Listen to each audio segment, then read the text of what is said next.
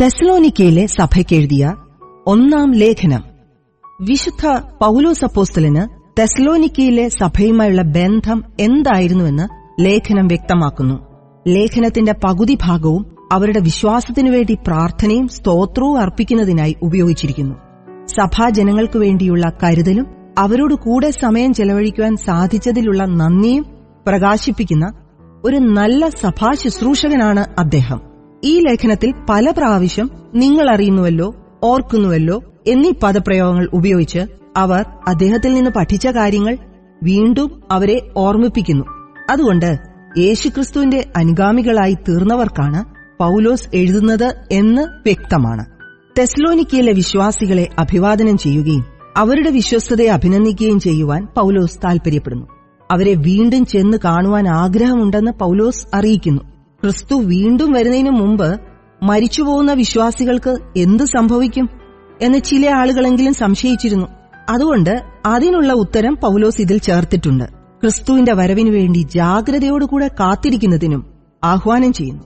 പൗലോസിന്റെ ലേഖനങ്ങളിൽ എന്ന പോലെ ദൈവത്തിന് പ്രസാദകരമായ ഒരു ജീവിതം നയിക്കുന്നതെങ്ങനെ എന്ന് ഉപദേശിക്കുന്നു. പൗലോസിന്റെ തെസ്സലോനിക്കയിലെ ശുശ്രൂഷ വിവരിക്കുന്നു. തെസ്സലോനിക്കയിൽ എത്രനാൾ താമസിച്ചു എന്നത് വ്യക്തമല്ല. എന്നാൽ സഭ ആരംഭിച്ചപ്പോൾ തങ്ങൾ അവർക്ക് ഒരു ഭാരമായി തീരാതിരിക്കത്തക്ക വിധമുള്ള അവരുടെ അധ്വാനവും പ്രയാസവും പൗലോസ് ഓർമ്മിപ്പിക്കുന്നു. അതുകൊണ്ട് മാസങ്ങളോളം അവരോട് കൂടെ താമസിച്ച് ശുശ്രൂഷ ചെയ്തിരുന്നതായി സൂചനയുണ്ട്. മാസിഡോണിയ, മക്കദോനിയ എന്ന റോമൻ പ്രവിശ്യയുടെ തലസ്ഥാന നഗരിയായ തെസ്സലോനിക്കിയ ഗ്രീസിന്റെ വടക്കുഭാഗത്ത് കിഴക്കു പടിഞ്ഞാറൻ രാജപാതയുടെ സമീപത്ത് സ്ഥിതി ചെയ്തിരുന്നു. ക്രിസ്ത്യാനികളാകുന്നതിന് മുമ്പ് തദ്ദേശവാസികളിൽ മിക്കവരും വിഗ്രഹങ്ങളെ ആരാധിച്ചു പോന്നു. ഇപ്പോൾ അവർ കർത്താവിനോട് വിശ്വസ്തരായിരിക്കുന്നു എന്ന് മാത്രമല്ല, അവർ മുഖാന്തരം കർത്താവിന്റെ സുവിശേഷം മക്കദോനിയയിലും അഖായയിലും എല്ലായിടവും പ്രസിദ്ധമായിരിക്കുന്നു. ഈ ലേഖനമാണ് പൗലോസിന്റെ പ്രഥമ ലേഖനം.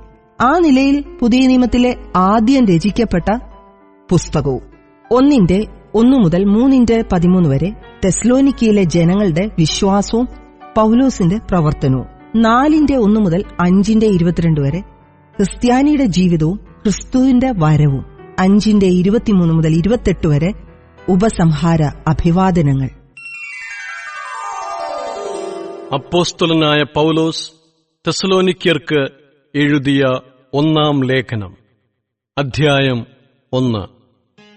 പൗലോസും സിൽവാനോസും തിമോത്തിയോസും പിതാവായ ദൈവത്തിലും കർത്താവായ യേശുക്രിസ്തുവിലുമുള്ള തെസ്സലോനിക്യ സഭയ്ക്ക് എഴുതുന്നത്. നിങ്ങൾക്ക് കൃപയും സമാധാനവും ഉണ്ടാകട്ടെ. ഞങ്ങളുടെ പ്രാർത്ഥനയിൽ നിങ്ങളെ സ്മരിച്ചുകൊണ്ട് നിങ്ങളുടെ വിശ്വാസത്തിന്റെ വേലയും സ്നേഹപ്രയത്നവും നമ്മുടെ കർത്താവായ യേശുക്രിസ്തുവിനെക്കുറിച്ചുള്ള പ്രത്യാശയുടെ സ്ഥിരതയും ഇടവിടാതെ നമ്മുടെ ദൈവവും പിതാവുമായവന്റെ സന്നിധിയിൽ ഓർത്ത് ഞങ്ങൾ നിങ്ങൾക്കെല്ലാവർക്കും വേണ്ടി എപ്പോഴും ദൈവത്തിന് സ്തോത്രം ചെയ്യുന്നു. ദൈവത്താൽ സ്നേഹിക്കപ്പെട്ട സഹോദരന്മാരെ, നിങ്ങളുടെ തെരഞ്ഞെടുപ്പിനെ അറിയുന്നുവല്ലോ.